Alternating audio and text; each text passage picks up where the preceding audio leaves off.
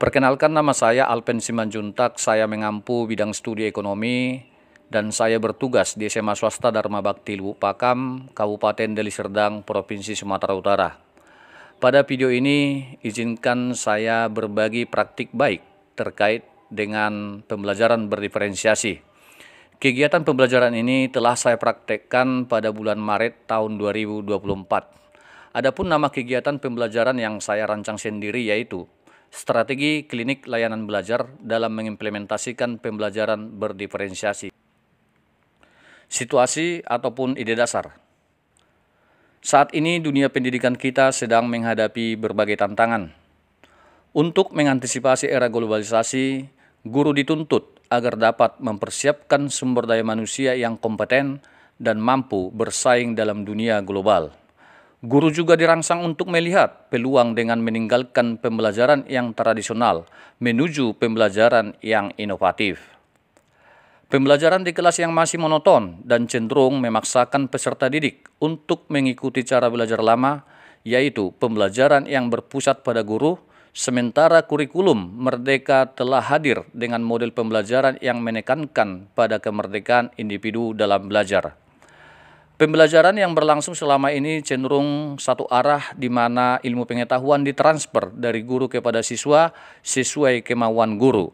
Dalam arti, guru sangat otoriter dalam kegiatan pembelajaran tanpa memperhatikan kemerdekaan individu setiap peserta didik. Banyaknya anak yang tidak suka belajar, malas, tidur. Bukan berarti si anak tidak mampu mengikuti pembelajaran.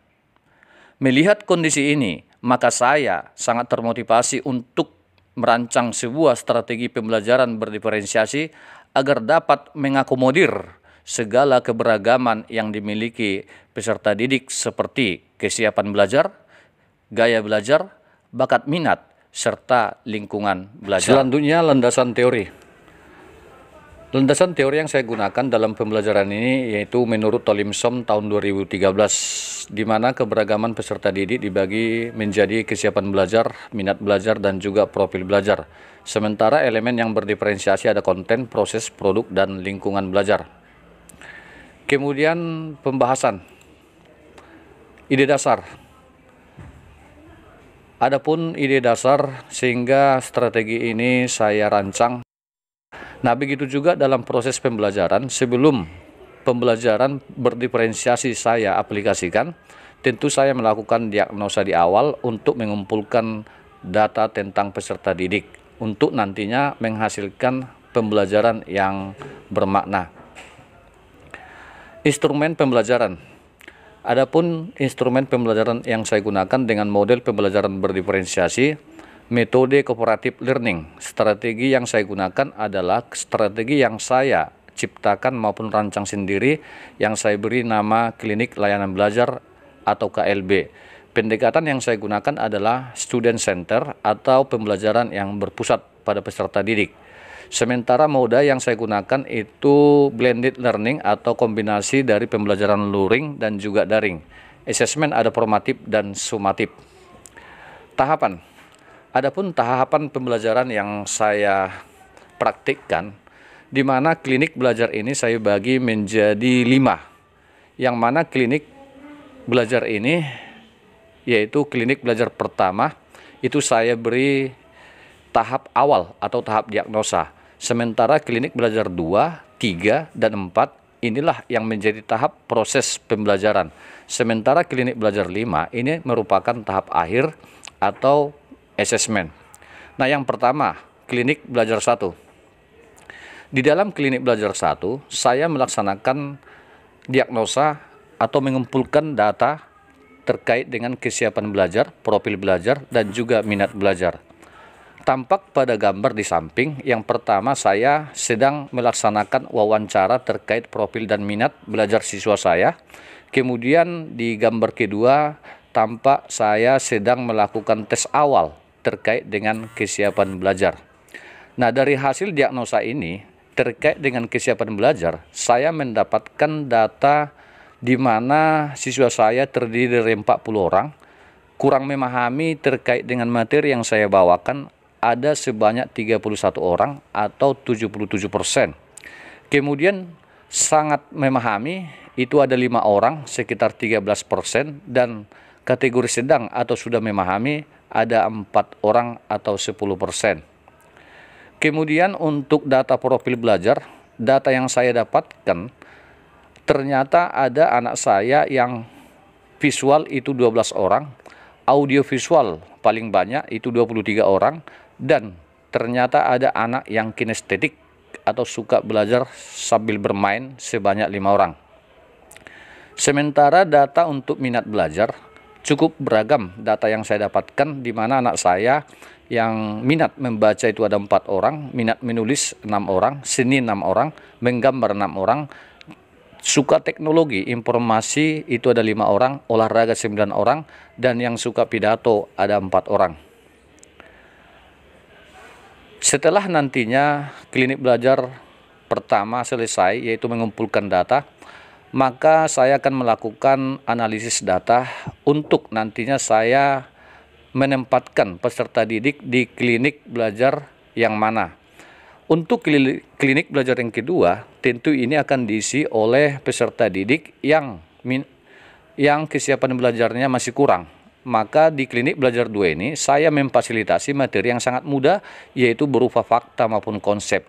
Nah, tujuan pembelajaran yang saya terapkan di sini yaitu masih mudah, yaitu tujuan pembelajaran 31 dan 32. Di dalam klinik belajar 2 ini saya sudah menyiapkan atau memfasilitasi berupa modul yang nantinya bagi anak yang suka membaca, kemudian berupa video yang suka video, dan juga ada bentuk PPT. Tampak pada gambar bagaimana proses pembelajaran di klinik belajar 2. Di gambar pertama ada anak yang minat membaca, di gambar kedua ini anak yang suka audiovisual, dan yang ketiga ini adalah proses pembelajaran kinestetik di klinik belajar 2. Selanjutnya proses pembelajaran di klinik belajar 3.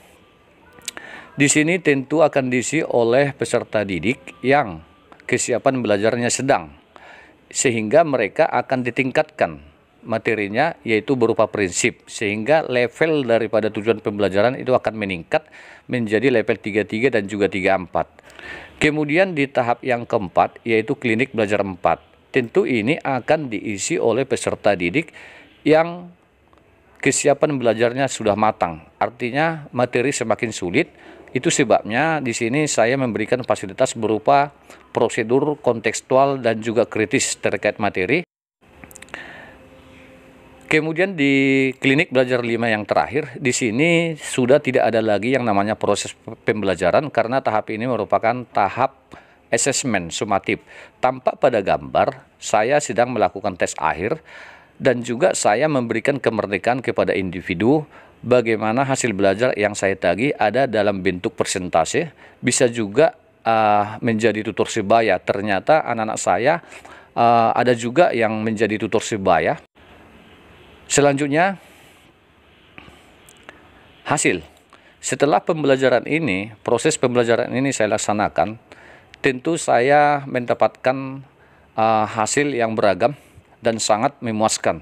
Yang pertama, tampak pada gambar bahwa pembelajaran itu sangat efektif, di mana peserta didik tidak lagi ada yang malas, bahkan tidak ada lagi yang tidur, mereka sangat antusias. Yang kedua, pembelajaran sudah berlangsung kolaboratif, di mana saling terjadi interaksi antar satu dengan yang lainnya.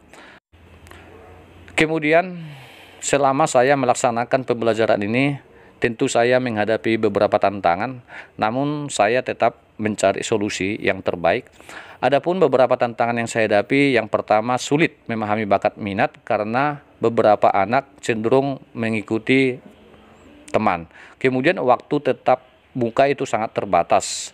Kemudian fasilitas di luar kelas itu masih kurang, dan solusi yang saya angkat itu melibatkan orang tua untuk mengisi angket atau wawancara langsung. Kemudian pembelajaran tatap muka yang terbatas itu saya kombinasikan dengan online, dan kemudian memanfaatkan meja kantin dan taman sekolah. Berikutnya pengembangan.